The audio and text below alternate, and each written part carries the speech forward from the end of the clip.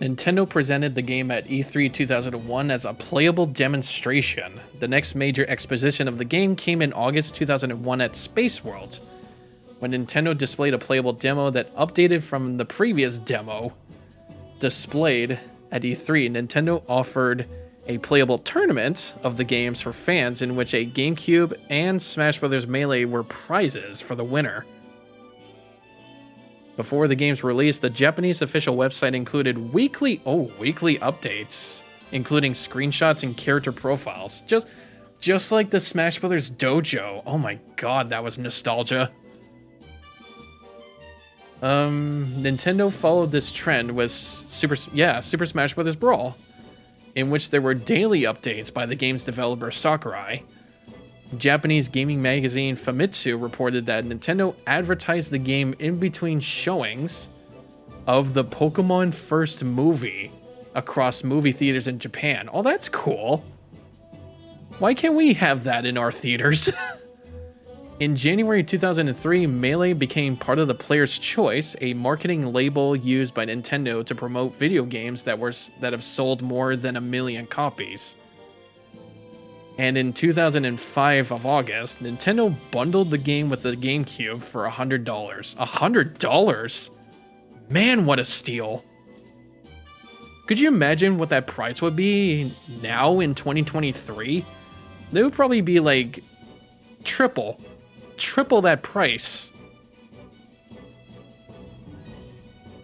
So I think what I have left here is these 2 unlockable characters, which one of them I'll have to do the target test with every single character except for the unlockable character. The other one I have to do is the event matches, which I'll have to go through all 51 of these, which shouldn't be too hard. I have to also unlock Mewtwo for up to 20 hours, which I'll probably have to do overnight. And, oh dear. Huh. So the other stages, there is Brinstar Depths, which is the one I just played in one of the event matches with Kraid. I have to play 50 matches. Eagle Land Side, which is the one I did with Bowser and Donkey Kong, is 100 matches. F-Zero Grand Prix Big Blue is 150. And the most Melee exclusive stage of all time, Pokefloats, everybody knows Pokefloats, is 200 matches. Dreamland, past stage Dreamlands, I have to complete target tests successfully with all 25 characters. I got Congo Jungle, Mushroom Kingdom 2, Yoshi's Island. Battlefield, I have to complete All-Star mode using any character, which I have to unlock every single character from. Final Destination, I have to clear the last event, the Showdown.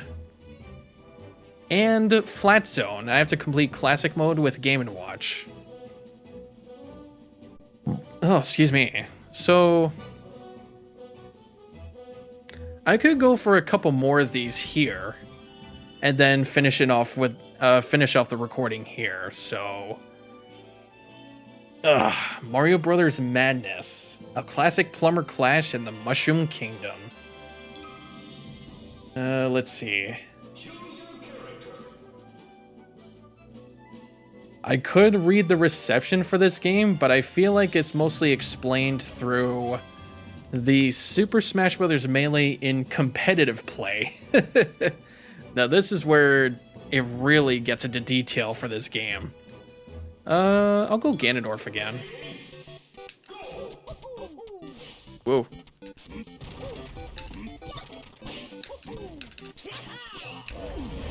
Woo!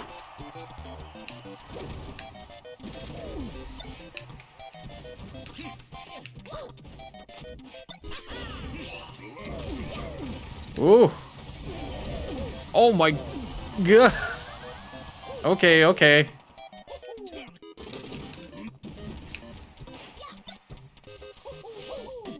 Whoa. Actually, what am I doing? Hang on. This is the Mushroom Kingdom stage. What am I doing? I could just cheese this.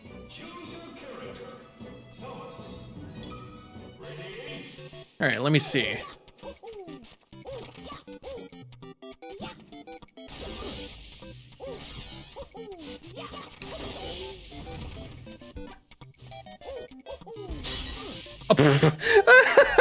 No, no, no, no, no, no. No, no, no, no, no. You get out of here. And you... Oh. And you... Oh my god. he freaking... Oh, damn it. He freaking misfired me and broke my shield. That is... Yeah.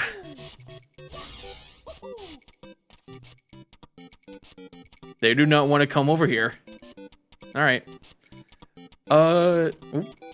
Melee has been played competitively since its inception in 2001, with the first ever Melee tournament being the Nintendo-sponsored Premium Fight, held months before the game's release. Melee continues to thrive in the competitive scene to this day. After like 23 or 22 years. The scene has gone through several eras of smashers. The Golden Age, the era of the Five Gods, the Platinum Age, the Chaos Age, and the rise of net play. While Smash Bros. Has been viewed as a casual party game by Sakurai and the general public, this did not stop fans from playing the game at a competitive level. Following Melee's release in 2001, avid players started to utilize the game's unique physics engine to generate fast movement unexpected for a game like Smash. As players began perfecting newly discovered techniques, as I was trying to demonstrate, such as wave dashing, dash dancing, and L canceling. They just fucking gave up. Like, they knew I was cheesing, and the AIs actually fucking knew I was being cheesy. That is some next level bullshit. Or that is some next level big brain right there. Many Smashers began hosting small tournaments for the first time. These tournaments were usually held among small groups of friends in basements or video game stores. Hey, I remember A&C Games here in downtown Toronto used to host Smash tournaments, like Smash Weeklies, before the pandemic came. However, Matt Deasy is credited as the founder of the competitive Smash scene when he began hosting the Tournament Go series in North California in April 2002. KO Jigglypuff more than they do. Okay.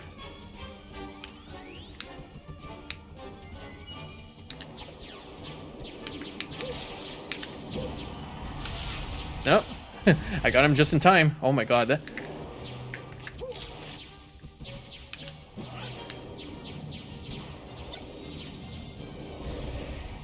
Oh, that's bullshit. That would have killed Jigglypuff. There we go.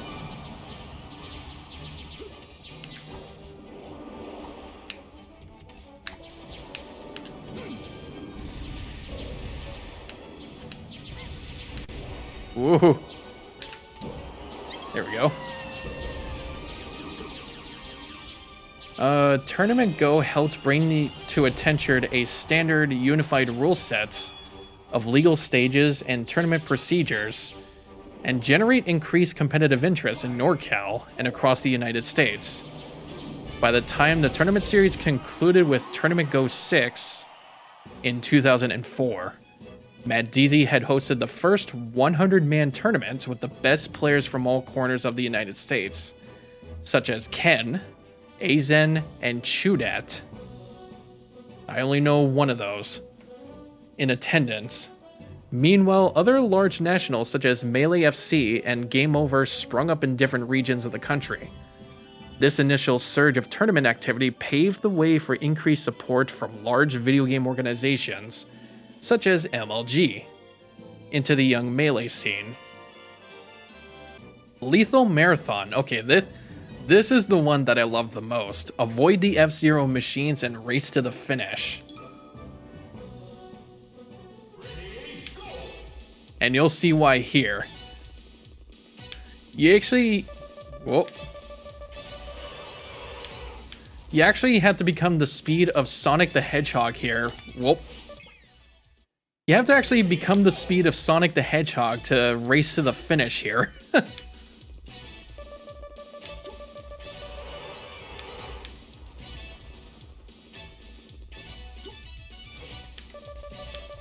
Oh no! Or else that happens. Or else that fucking happens.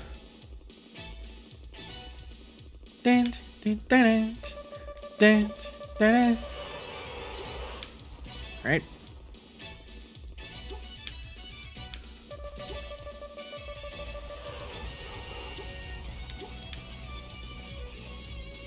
There we go. 69 and also an 8. Nice. The golden age of Super Smash Bros. Melee kicked off with MLG's addition of the games to its largest tournaments, such as MLG New York 2004. Following large public interest in these early events, MLG began expanding its presence in the Melee scene, featuring the Nintendo game at more and more of its big events. Ken, Aizen, Chudat, Isai, PC Chris, and Korean DJ competed with a rising star in the form of Mewtwo King for the top spots at MLG tournaments in 2005 and 2006. Ken was notably dubbed the King of Smash for his incredibly consistent level of dominance at the events. So, pretty much this guy was the first ever king of Melee at the starting tournaments. He must be proud, like, to be honest. Like, that must be a huge, huge achievement in your life.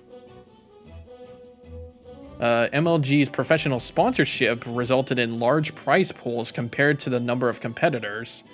PC Chris won $10,000 for his victory at MLG Las Vegas 2006, creating a solid foundation for the nation's top players and the competitive community as a whole.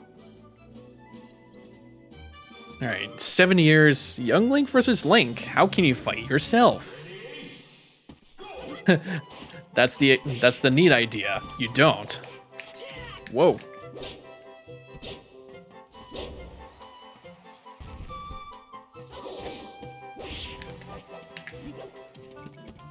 Alright.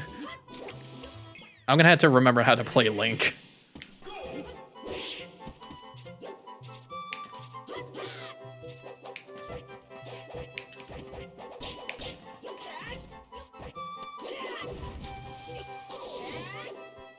Nice. I actually stage spiked him.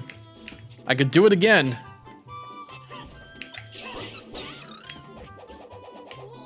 Ah!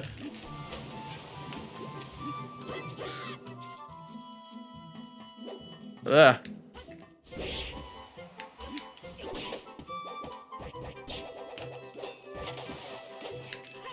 He just has a longer range. He just has a longer range than I do.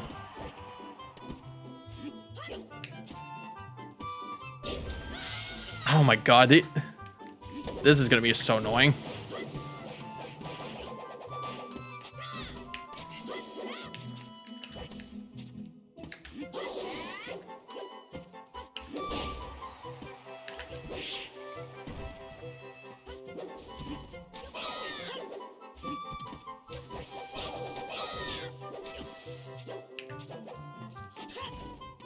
Has such a longer range than I do. Oh, there we go. Let's go, Snorlax. Woohoo!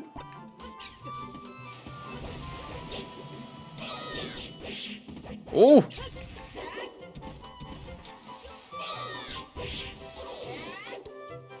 Woohoo! Let's go. Let's fucking go. I can be good sometimes. While MLG dropped Melee from its tournament in 2007, EVO, another large fighting game tournament series, added the game to its roster the same year, which is... Oh, it's probably like one of the Street Fighter games or something. Yeah, maybe it was like Street Fighter or something. Generating new waves of excitement and interest in the competitive community. Although Smash Bros. Had continually been criticized and shunned by the rest of the fighting game community for its unorthodox gameplay and perceived casual appeal, it has still made it into the largest video game tournaments through the dedication and persistence of the grassroots community. Following Ken's retirement from the game in 2007, a new challenger, Mango, began to dominate Melee tournaments along with Mewtwo, setting the stage of the competitive era in years to come. Yeah, I do remember Evo. They really do not like to have Smash Brothers in their lineup. Like any Smash Brothers game. Time for a checkup. Are routine physicals supposed to hurt this much? This is Luigi we have to play, good lord.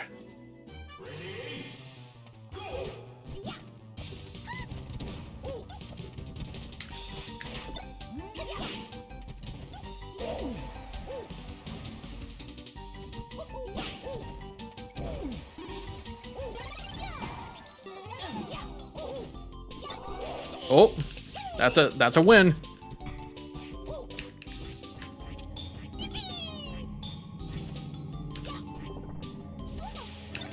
Whoop. Oh. Ah, damn it. Ah, that was a win if I didn't, like, screw up my recovery. He's supposed to have one of the best recoveries in this game.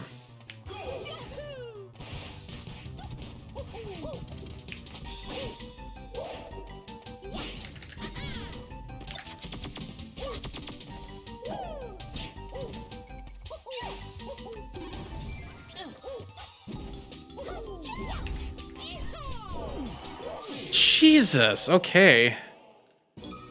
This is where it gets harder.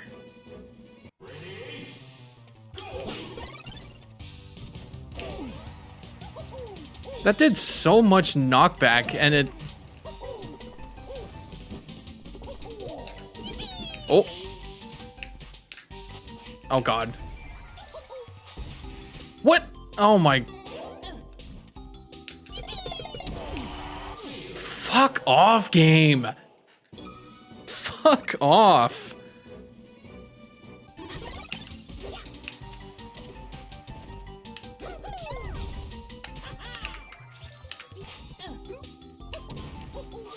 Wow, this game sucks.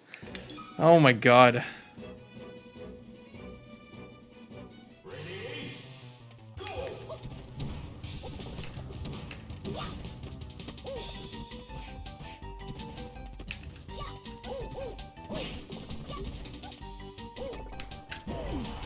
This is like, yeah, this is like a major slap to the face in like event matches. It's like a huge difficulty spike.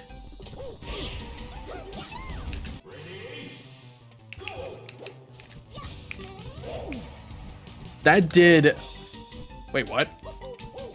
What? Where did Peach go? Where the hell did Peach go?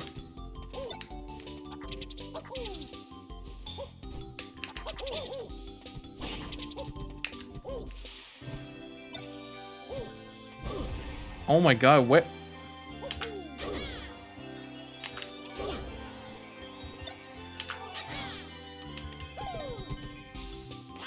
Oh.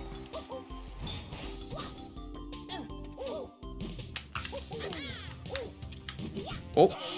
Hey, let's go. Let's go. I actually fucking won that because Peach literally just threw after the first few seconds. Like, where the fuck did she go? She just died. She just, like, went away. She was like, okay, we've had enough pummeling. Oh my god. See how much of a difficulty spike that was after they, like, pummel you from, like, both sides? It's just super annoying. That's literally what this is for the AIs. They just, like, jab lock you from both sides, with no time to react or parry. And there is no parrying in this game. The Dark Age, oh man. And the Era of the Five Gods. This came from 2008 to 2013.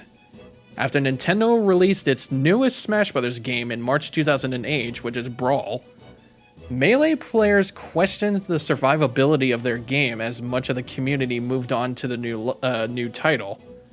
These fears turned out to be true, as 2008, commonly known as the Dark Age of Melee, became completely dominated by the Brawl scene. Not a single Melee major was held for around a year, and the few small tournaments had held registered paltry attendance numbers compared to those of just the year before. The Melee scene remained stagnant until Alucard held a revival of Melee in Nanuet, New York in March 2009. This tournament was the first American event to feature Melee's best players from across the country, such as Mutaking, Mango, PC Chris, and Azen, since Pound 3 in February 2008, and was the beginning of a gradual revival in tournament attendance back to the pre-Brawl levels. The renewed surge in attendance was aided by the fact that many Melee players disliked the slower, less combo-oriented gameplay of Brawl and returns to the former game shortly after its release. While EVO and MLG added Brawl to their major tournaments, the Melee community held through a strong grassroots presence. Melee players' desires to remain a strong presence in the Smash scene led to the hosting of bigger and bigger tournaments, including Genesis and Pound 4, and Melee was able to maintain tournament numbers similar to those of Brawl, even though the 2008 game attracted more newer Smash players than its predecessor. AKA the Brawl Mennonite scene. And some were like Diddy Kong and Mennonites and I think was there a Diddy in there?